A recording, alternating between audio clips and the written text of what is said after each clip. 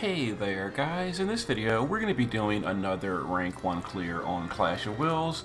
This time we're going to use Ibara's leader skill once again, but we're going to use mostly older units. We're not using stuff like Abigail, Melissa, Olive, Lilith, all that stuff. We're not using the premium Darkfina. We're just using mostly older stuff like Kresnik, Olivera, Kaito, Sylvie. You know, Ibara is going to, of course, be the primary carry, and then we're going to be using Cecil for our tank. Now, as usual, if you have things like Melissa, that's better than Kresnik. If you have Abigail, that's better than Cecil. If you have Olive, that's better than Olivera and Kaito. You know, if you have things like Lilith, definitely add them to the party. But this is all we really need, and we're going to go ahead and overkill by a pretty huge amount. But let's get it going. So on turn 1, as usual, the boss does his ambush stuff. We have a lot of auto casting, so we let that finish. Cecil's LB field is of course quite nice if you're using him. We're going to start Cecil on the base, go to the shift. We're going to also start Kaito on the base for some auto buffs, and then go to the shift. Then on turn 1, Ibara will do both the killers and then Anun. This is pretty classic at this point. Kresnik will start Arcane Stimulant. Sylvie will do defense, petals, and burgeoning. That's for the morale gain. Cecil will do Shelga, cover, and Kurega to give himself a little bit of healing on turn 1 because we're not using Lilith. Olivera will do Building Crescendo. This is only available if your party is not EX18. Mine is obviously not, but if you happen to be using all EX3 units, this won't be available on turn 1, but in that case, just ignore it. Inspiring Finale, Rehearsal Session, and Symphonic Harmony. And Kaito, in the shift form, will do Destabilizing and Double Deep to break the boss. Okay. So Cecil, you know, with Sylvie's mitigation and all on turn 1, should tank, not really much of a problem. He's a relatively strong tank regardless. Okay, so turn 2, we do a lot more setup. Autocast a whole bunch. Okay, Ibara is going to go ahead and do her base form LB. We'll just reload Kaito and Kresnik. Cecil as well. Olivera is now going to use the Vision card Dark Amplify. If you don't have this, don't worry, because I promise you we're going to overkill by a huge amount on turn 4. In fact, I actually won't even use it. I'll go ahead and use, in case you didn't have that Vision card, we would do Musical Magic and then triple Perfect Melody. But if you have the Vision card Amplify, go ahead and use it. And then Paladin Sylvie can, on this turn, do Vines and double Petals. Yeah, because Olivera's Dark Amp, his own Dark Amp is 50. The card would be 100, but we're gonna overkill by a lot, even without the card. Okay, Olivera back to the shift form. And we're going to Magic Boost this turn. And again, if you don't have that, it's not the biggest deal. Kaito will now do Deadly, Natural, and Deep. Cecil will do, because the boss is doing physical damage this turn, we're going to do in this order. Cover first, then Omni Cover, and then Shelga. That way we put up the cover for the mitigation, and then Omni Cover to cover the physical. We can just reload Kresnik for the morale gain, another stimulant. We're now going to do Wish, we're going to do Darkga, and we're going to do the Magnus on Ibara. And we're going to shift Sylvie and do a triple Cheerful to fill the morale gauge. You know, you could use the special killers if you really want to, but we don't really need to, honestly. We've already got 200 killer from Ibara. So here's the physical damage. Cecil omnis the AoE, and then the single target gets miraged on Kaito, who has the highest attack power in the party. Okay, now it is time to burst the boss. Now, if we had used the Vision card on Olivera, we'd do a lot more damage.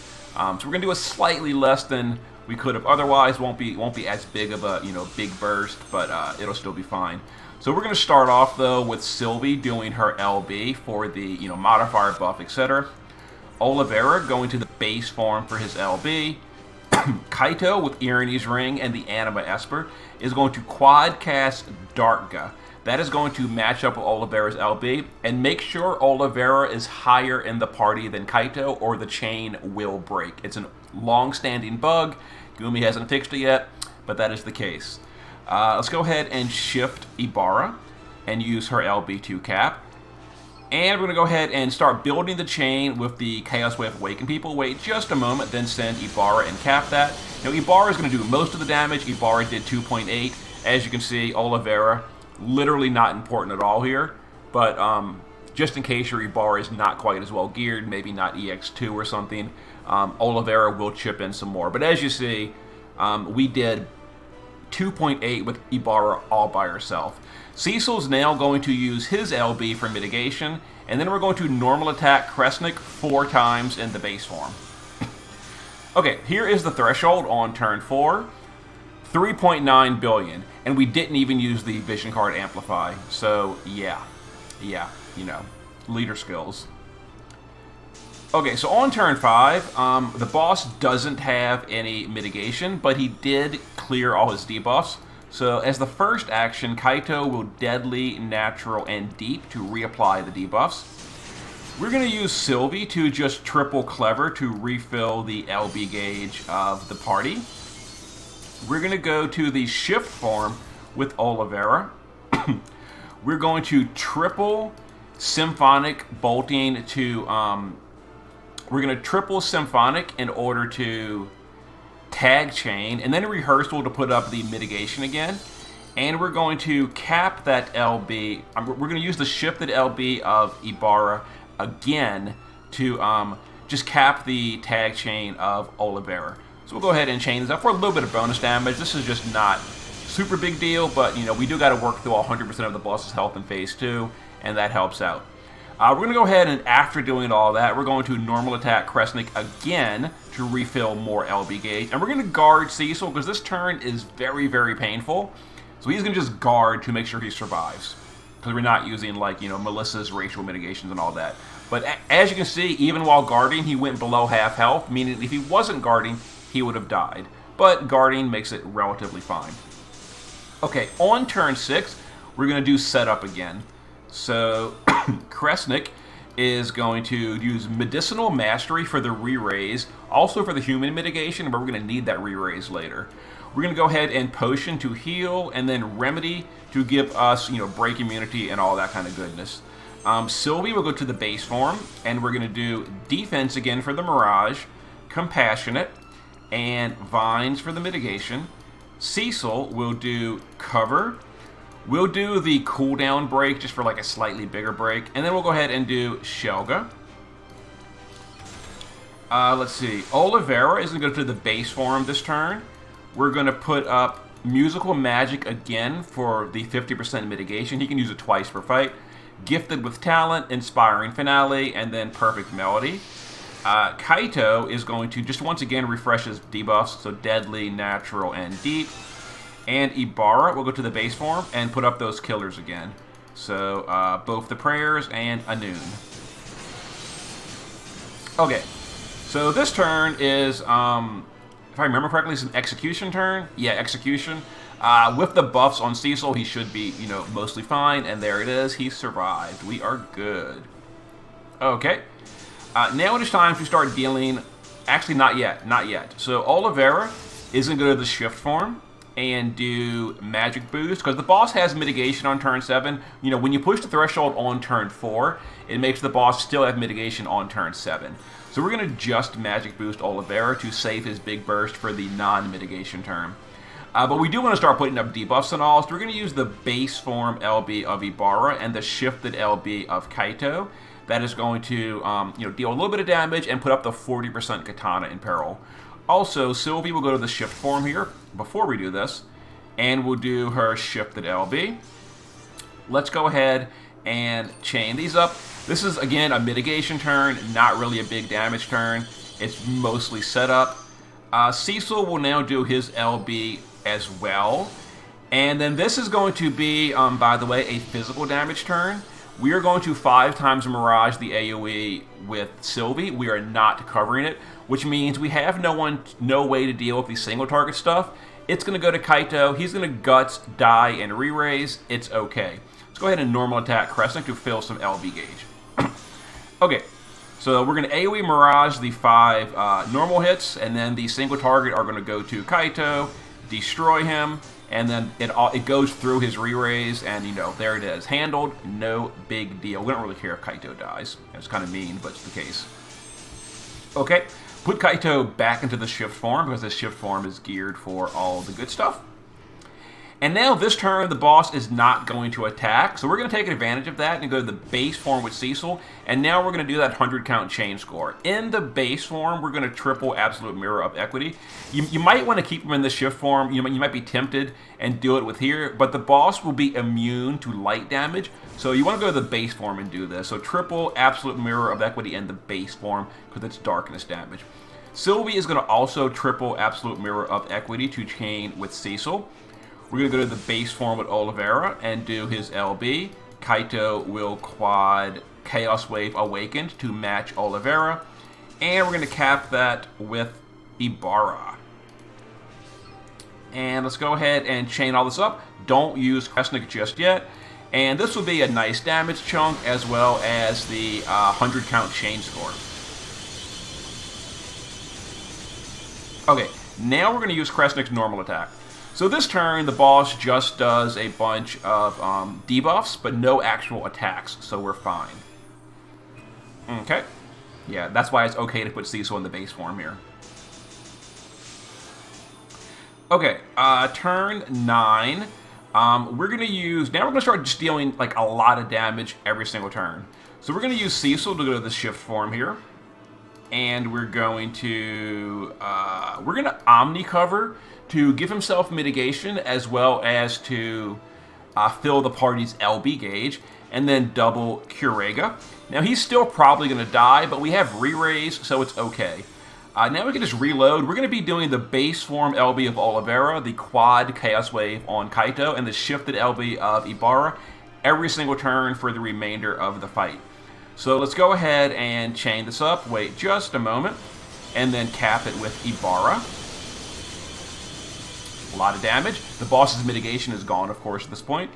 We can normal attack with Kresnik again. Sylvie can kind of do whatever here. We'll go ahead and, like, just, clever 3 times.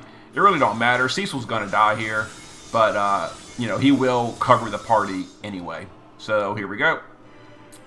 Thanks for taking one for the team, Cecil. Boom. And there it is. We are back.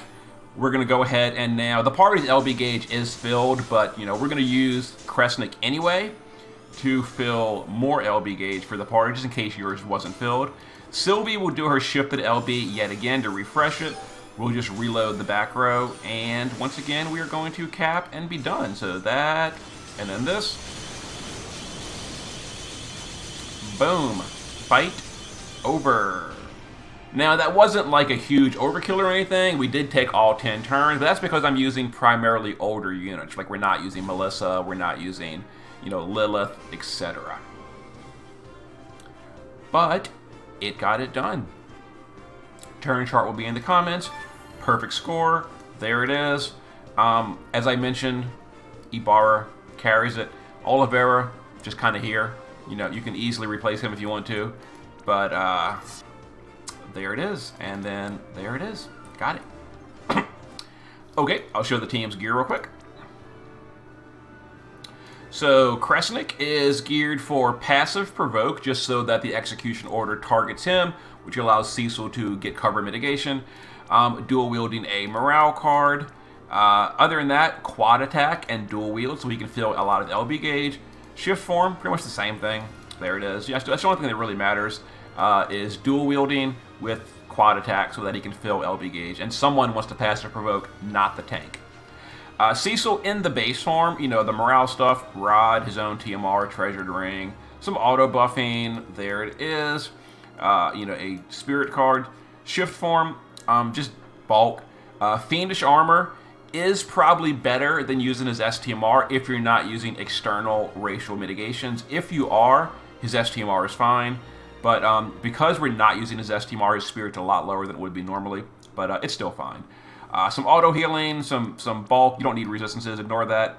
I did give him chaining. We're not actually chaining with him, so kind of irrelevant. And then a spirit card. Yeah, he's just like here to cover. He doesn't really do anything except cover. Cover, cover, cover. Sylvie is dual wielding her own card for the morale gain. Other than that, kind of whatever. Shift form. Oh, the shift form is using a dark weapon, so that when we change, she always elemental change. So keep that in mind. Give her a dark weapon in the shift form. Other than that, dual wielding a morale card. Yeah, gear doesn't matter. Oliveira in the shift form is some LB fill. Honestly, not even that important. Magic boost. And then we are using the Dark Amp card, although in the example video we didn't actually use it. So if you don't have this, not required at all. But there it is. There's his setup in the shift form. In the base form, we are 12,000 magic, using his own violin. There it is, LB damage, etc. His intrinsic, a magic card. Maxed LB, and then maxed magical, demon, and human killer. So he's maxed on everything with 12,000 magic. And his damage was still terrible.